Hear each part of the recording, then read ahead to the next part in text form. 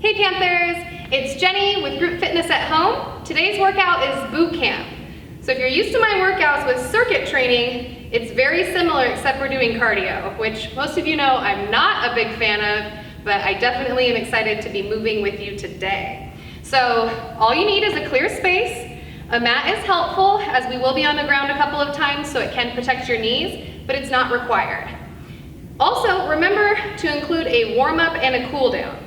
So I'm gonna go through today's workout with you one round, but I'm not gonna go through a warm-up or a cool-down. So before you get started, or before you start this video, hopefully you'll include a warm-up, and then when you're done, include a cool-down. Let's begin. Our first move is a squat, so you really just need a stationary position. I'm gonna turn sideways so you can see the angle of my knees and my toes. So my feet are about shoulder width apart. I'm standing up nice and tall, and I'm keeping my body aimed forward. I'm gonna sit down like there's a chair behind me, my weight's in my heels. I like to pretend I'm holding a ball or something along those lines. Now, my knees and my toes are in the same place. Okay, so you wanna make sure your knees aren't too far forward. That's gonna put a little pressure on your knees. So either make sure your knees are above your toes, your booty goes back, or come up a little bit higher. This is a way to make it more safe. Once you figure out what's safe for you, you're gonna go through 30 seconds to a minute of a body weight squat. Now, although this is a pretty basic move, it is considered somewhat advanced once you get going. It's really important that you just keep your focus on what your knees are doing and what your chest is doing. So try to keep your chest upright. We're gonna go for 30 seconds to a minute. Now, if you feel like you get tired or you start losing your balance, don't go as low, okay? So you might come up a little bit higher. If you know you want a little bit more, you can slow down. So instead of kind of going down for one, up for one, maybe you go down for two, up for two. Let's do a couple more together. Stand all the way up in between. Really squeeze those butt cheeks at the top. One more. Whew, my legs are awake. Great. The second part of our exercises today, or number 2, is going to be a push-up, the dreaded push-up. So first, find yourself on the ground in a plank position with your elbows extended. So full plank position, my hands are right below my elbows, which are right below my shoulders. Now, if you already know that a push-up's a little too much, you can go ahead and just set your knees down right where you're at. If you know kind of how to do a push-up with your knees extended or with your knees bent, it's very much the same thing. It's just a little bit less intense if your knees are down. I'm gonna do my push-ups from my knees today. My elbows go back along my side, I press up and away. Back along my side, press up and away. Now, if this is still a little too intense, you don't have to go quite as low. Work on just keeping your elbows going back right along your side. More intensity, full push-up. Let's see if I got one in me. Woo! I think I have just one in me. So you're doing this for 30 seconds to a minute. Focus on your form. Make sure you keep your head in a very neutral position, meaning I'm not arching my neck and I'm not tucking my chin. I'm keeping it very neutral, looking down at the ground. Let's do a couple more together. Don't forget to breathe. Whew. Okay, I'm still warm. We're moving. Our third exercise today is a bird dog. Now, if you follow me on Group Fitness at Home or if you have this summer on Movement Mondays, bird dogs are super valuable and one of the only ways that you can really hit your back in a body weight fashion, unless you have a pull-up bar or weight. So bird dogs are just a total body exercise in themselves, but we're using that as a way to hit our back today. So get into a tabletop position, hands right below elbows, elbows below shoulders, knees below hip. So this is your middle ground for your bird dog. Your toes can point down.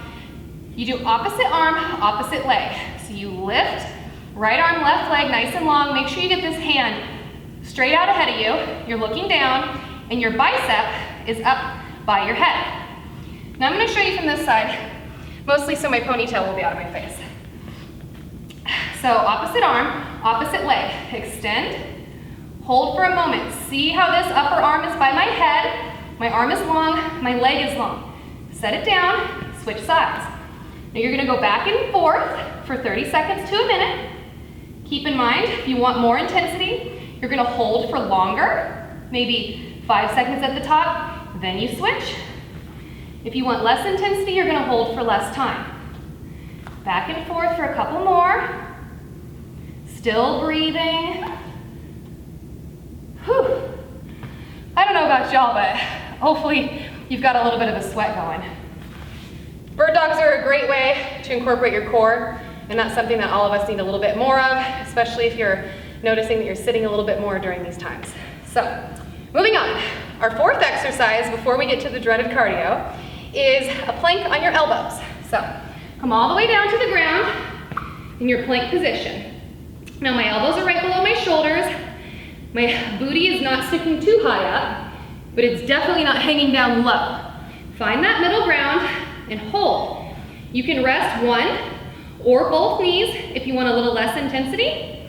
So that's one option. Hold your plank. If you want more intensity, you're going to tap your toes.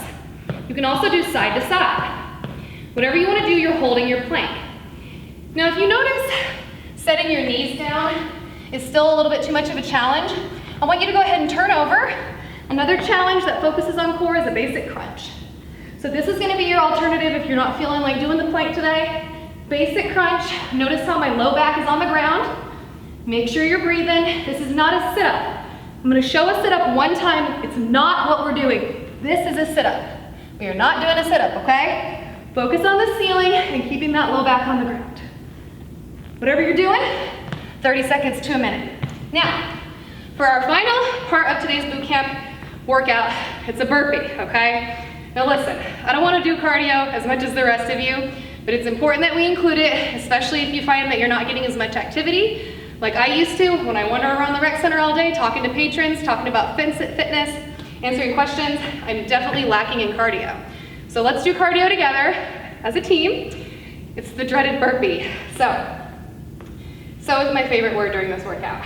Stand up nice and tall. I'm gonna go through it slow motion at first, and then I'll give some variations on how to make it easier or how to make it harder.